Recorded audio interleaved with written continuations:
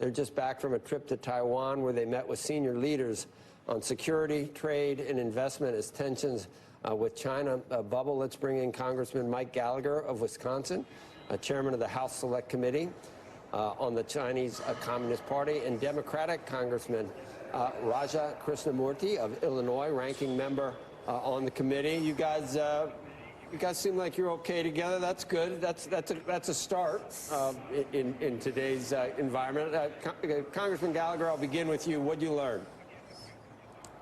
Well, we just spent 2 15-hour flights together, so we really bonded on that. But I think the most important thing from the trip is that Taiwan just had a very successful election. It's the first of roughly 40 democracies that are going to be going to the polls this year. And despite the relentless attempts by the Chinese Communist Party to interfere with that election, to influence the outcome, Taiwan's democracy prevailed. It's a remarkably free society, and we have great partners there. I was very impressed with the meeting we had with the president-elect, William Lai. I expect him to build off outgoing President Tsai's legacy, but we need to learn some lessons from their democratic experience and make sure that nothing can interfere with our upcoming election, which is why I think it would be sensible for us to ban foreign-controlled apps like TikTok or force a sale to an American company before they dominate our news ecosystem. Beyond that, I would say we need to be doing more to speed the delivery of the weapons that Taiwan has purchased but remain backlogged right now.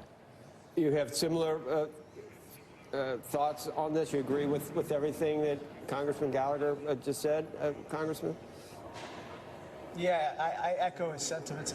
Two other takeaways, Joe. One is that in every conversation that we had, whether it was with the president-elect or the current president or others, they asked, are we going to fund aid to Ukraine? Are we going to help Ukraine prevail? Because they see Ukraine prevailing as important in their own defense against CCP or Chinese Communist Party aggression toward them. The second takeaway is that their economy is doing really well, in contrast to the mainland Chinese economy. And as the #2 and #3 importers of soy and corn from Illinois, and a huge exporter of semiconductors, it's very important to the economy of Illinois and America. Hey, Congressman Krishnamoorthi, we had our own Phil LeBeau down in Chile today, where China is a major player in the automotive industry and apparently has designs, serious designs on the rest of the world. What should we do there? Do tariffs make sense in that case? Yes, possibly. And actually, Mike and I actually wrote a joint letter to the administration talking about the issue of the oncoming onslaught of cheap imports from China in terms of potential electric vehicles and other cars that go far beyond the demand for those vehicles in China.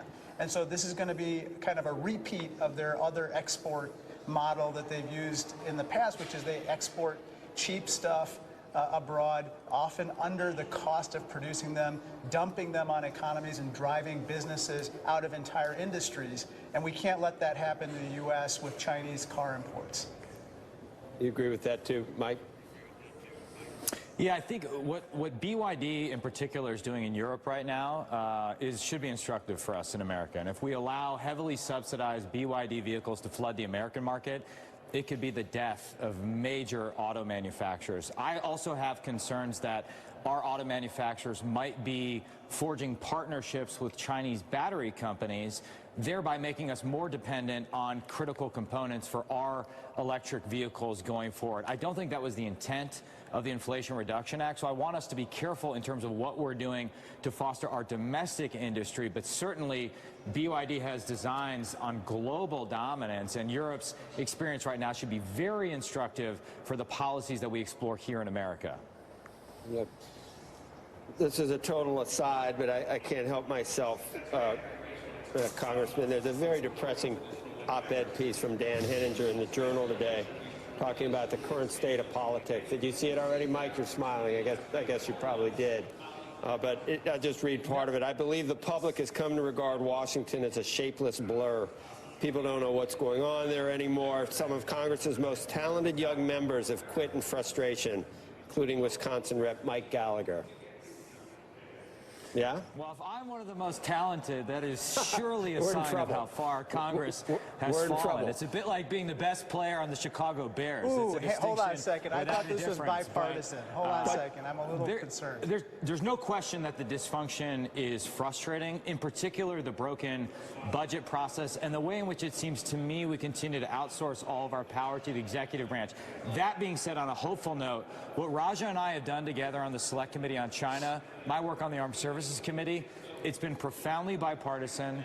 It's been very productive. We've made meaningful progress. It doesn't get headlines because we're not bomb throwers. We're not out there trying to get clicks on social media. But that stuff still happens, and that next generation of leaders in Congress does give me hope. Have you tried to talk him out of it, Congressman Krishnamoorthi? Has he confided in you on what was really behind? He was, I mean, you heard people talking about him as a president someday. That you don't want to do that to Congressman Gallagher? I tried to talk him out of it. He said the only way that he would stay is if I became a Green Bay Packers fan. And that was kind of a red line for me, Joe. I'm sorry. But in all seriousness, Mike's retirement is going to be a huge loss for Congress. He's exactly the type of Republican that we Democrats can do business with, and we do every single day. And under his leadership on this committee, we've really kind of charted a bipartisan and serious and thoughtful course with regard to the competition with the Chinese Communist Party. So he's done he's done yeoman's work in that regard. But in all seriousness, Congressman Gallagher, we united we stand, divided we fall. This is a difficult position domestically, just writ large, our political situation right now with the election, and we've got China just waiting in the wings to. I mean, I don't know what their designs are, 5, 10, 15 years from now, but we've got to do better. Wouldn't you say that? Yeah, I would go further and say that the Chinese Communist Party, at least it's clear to me after a year of working on this with Raja, is actively trying to divide us. Their strategy is to pit Americans against Americans and stoke internal tensions so that we destroy ourselves, and they don't have to contest our primacy in the Indo-Pacific because we'll be too internally divided. And so all the more reason why I think serious, sober members of Congress and the executive branch need to come together, cut out all the BS, and do the work that needs to be done right now to prevent a war in the near term and win this competition over the long term. We're just not attacking this with the requisite sense of urgency. As for the presidency, I don't think I'm old enough to run for president, at least by modern standards, and so I'll have to delay that ambition until I'm in my 80s, it seems like. But we need better leadership from the executive branch going forward. But again, here in Congress, there is a lot of bipartisan work being done. It just doesn't get the headlines that a lot of the nonsense does. Raja, when you were there, did any of the leaders in Taiwan intimate to you how long they thought things? I mean, how many years do we have? Do we have years before China decides to bring it back into the, however you want to characterize it, and however they do it? But that's their design on Taiwan. How much time do they feel we have?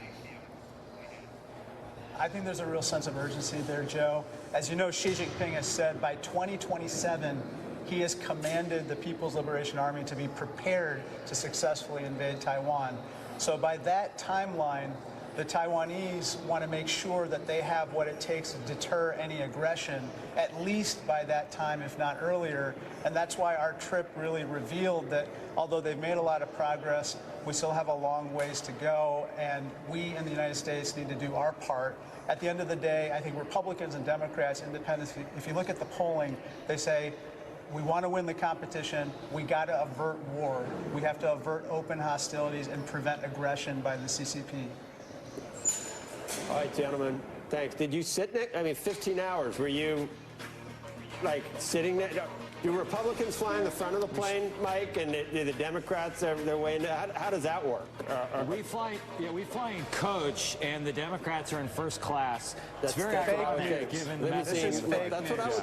That's exactly what I said. This is disinformation. These are alternate facts. Yeah. Fake news. Okay, gentlemen, I want to thank you both. We'll see you later. Good luck.